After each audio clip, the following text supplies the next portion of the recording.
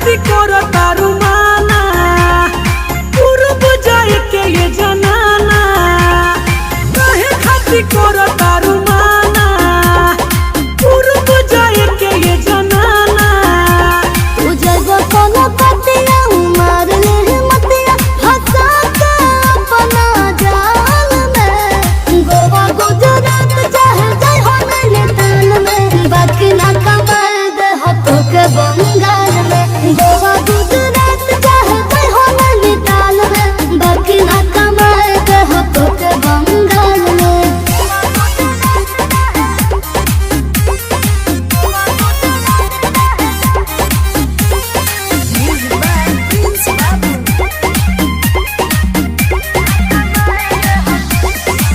ऐसन का बात बावे बोला ये धनी